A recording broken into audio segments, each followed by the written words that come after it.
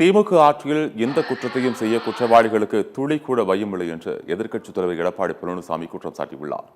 அவர் விடுத்துள்ள அறிக்கைகள் மதுரை மாவட்டம் திருப்பரங்குன்றம் அருகே உள்ள சாமநத்தம் பகுதியில் அதிமுக இளைஞர் மற்றும் இளம்பெண் பாசறையின் ஒன்றிய தலைவர் செந்தில் தலை துண்டிக்கப்பட்டு கொடூரமாக படுகொலை செய்யப்பட்ட சம்பவம் மிகுந்த அதிர்ச்சியையும் வேதனையும் தருவதாக கூறியுள்ளார்.